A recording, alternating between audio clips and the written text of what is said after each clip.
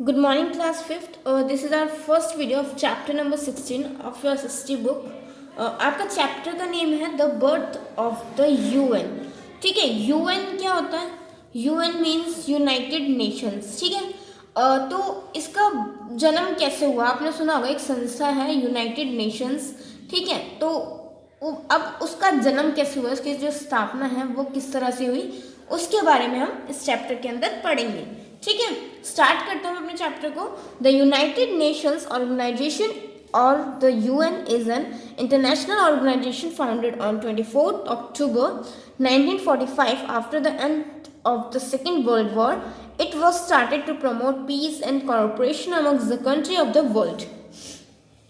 देखो क्या है कि मतलब जो हमारी यूनाइटेड नेशन ऑर्गेनाइजेशन है, यूनाइटेड नेशंस ऑर्गेनाइजेशन और यूएन जो है वो हमारी एक इंटरनेशनल संस्था है.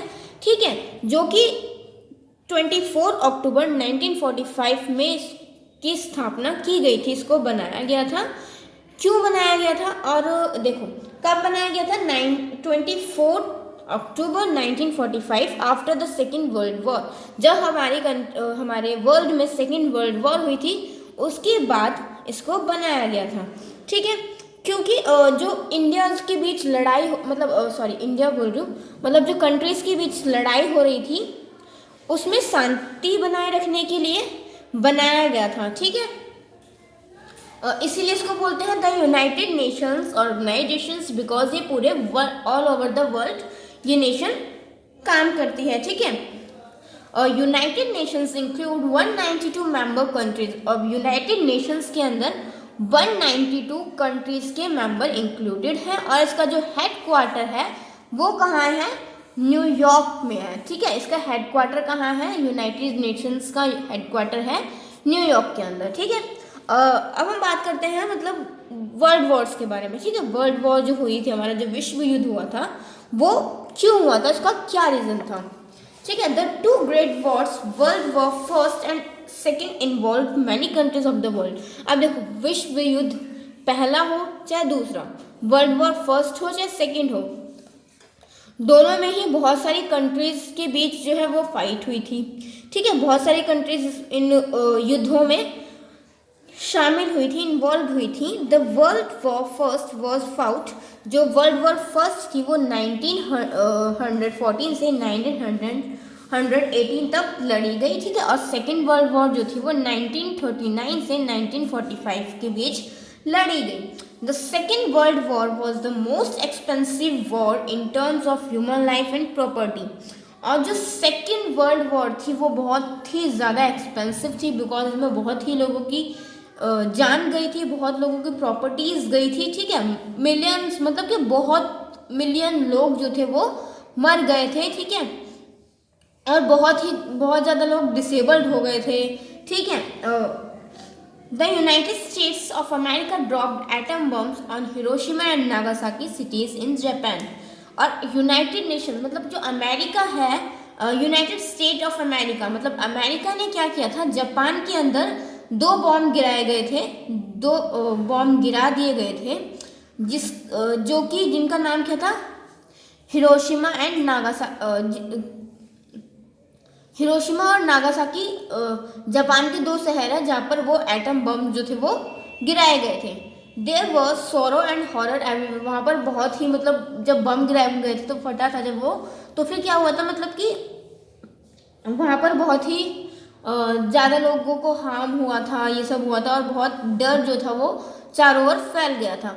The people all over the world got worried about their future. जो वहाँ के लोग थे वो सभी अपने फ्यूचर के बारे में बहुत ज़्यादा वरीड हो गए, बहुत चिंता करने लगे. After the first world war the league of nations was form to preserve peace and settle disputes by arbitrations. और फर्स्ट वर्ल्ड वॉर के बाद जो है लीग ऑफ नेशन की स्थापना की गई थी.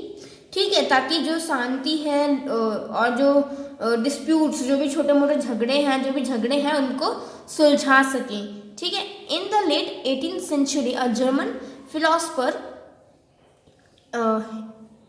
Emmanuel Kant had proposed a federation or league of the world's nation. ठीक है, और 18th सेंचुरी के लास्ट तक एक जर्मन फिलोसफर ने क्या किया था, फेडरेशन और league of the world's nation उन्होंने प्रपोज किया, मतलब ये करने के लिए, ठीक है। He believe that such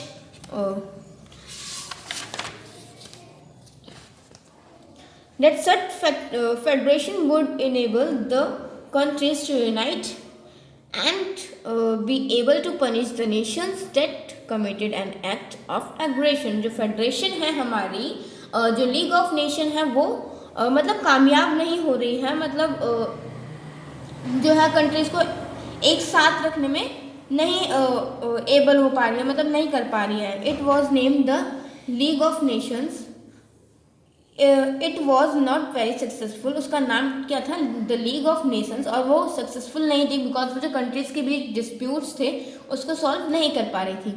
it fail to prevent even small wars, और वो छोटी छोटी जो लड़ाइयाँ होती थी उसको भी होने से नहीं रोक पा रही थी, ठीक है। Many nations of the world now decided to establish an organization more effective than the League of Nations।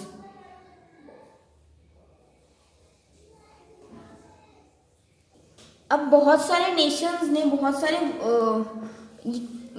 मतलब बहुत सारी कंट्रीज ने क्या डिसाइड किया कि वो एक दूसरी ऑर्गेनाइजेशन बनाएंगे जो कि लीग ऑफ नेशन से ज़्यादा इफेक्टिव होगी, ठीक है। The leaders of big and powerful nations like USA, the Soviet Union, Great Britain and China met in Moscow and felt the need of an organization to maintain peace and security in the world. अब कुछ बड़ी बड़ी जो countries थी, जैसे USA हो गया, Soviet union मतलब कि सोवियत संघ जो है वो हो गया, ग्रेट ब्रिटेन हो गया, चाइना, ये सब जो थे मॉस्को में मिले और इनको फील हुआ कि हाँ हमें एक ऑर्गेनाइजेशन की ज़रूरत है जो कि हमारे पूरे वर्ल्ड में जो क्या है शांति और शांति बनाए रखेगी, ठीक है। तो this is how the United Nations was formed on 24 अक्टूबर 1945, और इसी वजह से जो है यूनाइटेड नेशंस ऑर्गेनाइजेशन का जन्म हुआ 24 अक्टूबर 1945 में, ठीक है। It was a complete effort, it was a combined effort of countries to work together toward peace, और ये कंट्रीज ने मिलकर एफर्ट किए कि जो हमारा वर्ल्ड है उसके अंदर शांति बनाए रखे, ठीक है। इस ऑर्गेनाइजेशन को बनाने के लिए सभी ने अपना कंट्रीब्यूशन किया, मतलब सभी ने मिलकर जो ऑर्गेनाइजेशन है वो बनाई। किस लिए बनाई थी, ताकि जो शांति है वो बरकरार रहे, शांति बनी रहे, ठीक है।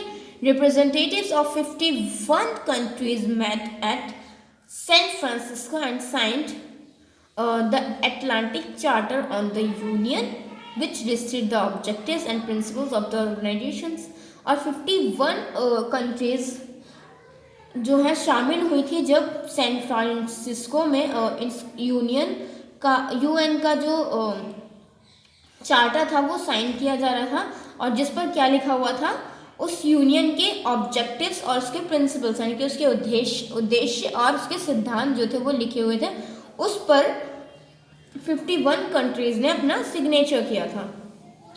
The aim of the UN is to maintain peace and security in the world, और जो यूएन का जो एम है वो क्या है कि वर्ल्ड के बीच, सभी देशों के बीच शांति बनाए रखे और उनकी सेफ्टी के लिए, ठीक है, ये इसकी स्थापना की गई थी।